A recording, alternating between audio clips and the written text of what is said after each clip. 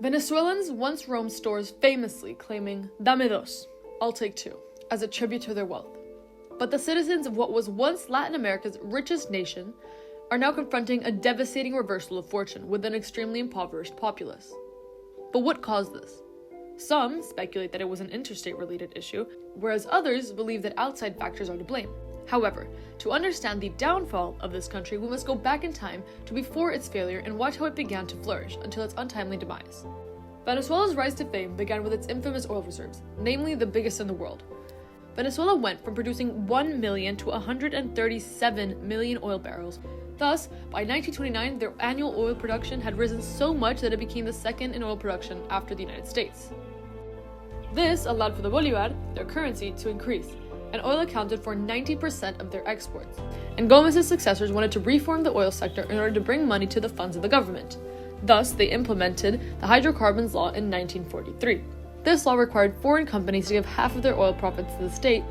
Along with this came the Punto Fijo Pact, involving the country's three major political parties, Acción Democrática, COPI, and the Unión Republicana Democrática. Following the timeline, in 1960, Venezuela founded OPEC alongside Iran, Iraq, Kuwait, and Saudi Arabia.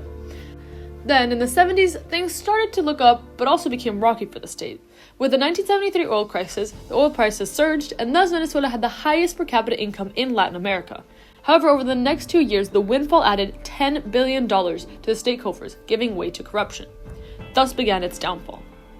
As Venezuela was experiencing a decline, Hugo Chavez ran and won the presidential election with the promise of ending corruption, vanquishing poverty, and getting rid of Venezuela's old political system.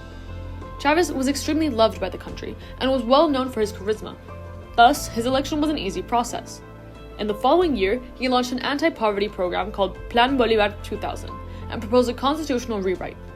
A referendum was held for the constitutional rewrite, and the voters approved of a new constitution that would increase the presidential term to 6 years.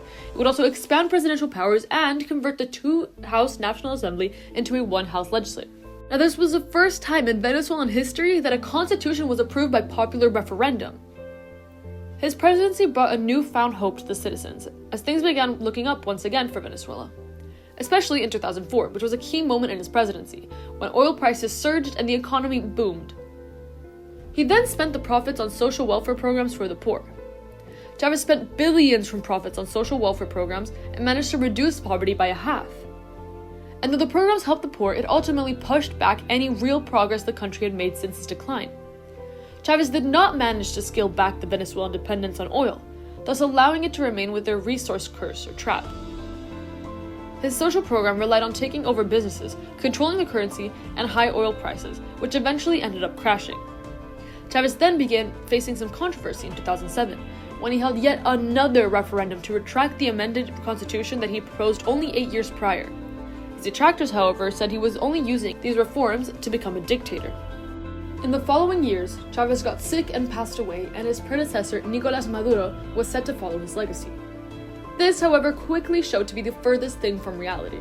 In fact, only a year after he was put into power, oil prices plummeted as Maduro struggled to adjust.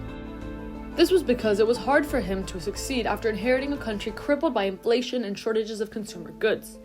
Now, Maduro's failures did not end there. In fact, they brought Venezuela into an even deeper crisis. Currently, Venezuela is facing numerous problems under this socioeconomic crisis. After being an economic dynamo for over 30 years, the purge of the state-run oil industry removed thousands of workers, and additionally, the revenues were mishandled. Venezuela now is the most impoverished country in Latin America with a GDP per capita of $9,000.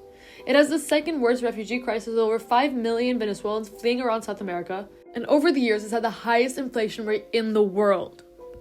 Though the definition of development is often contested, any definition would label Venezuela as underdeveloped.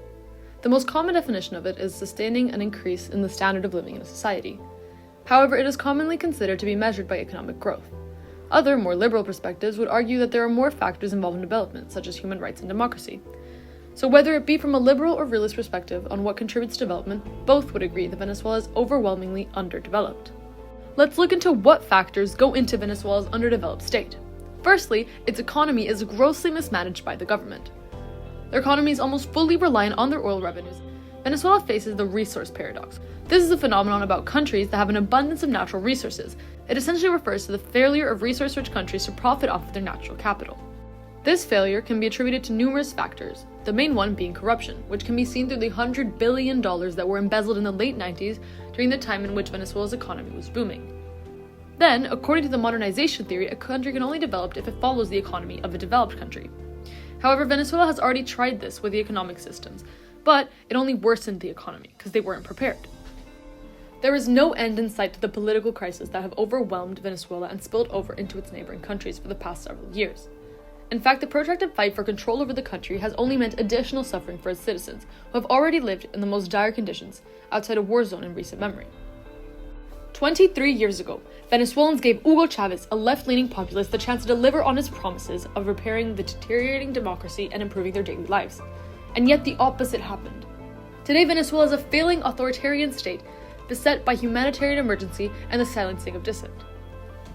Despite the authoritarian context, civil society organizations, human rights defenders, and ordinary citizens also remain committed to changing the country's future, while every day people hit the streets to demand social and economic rights.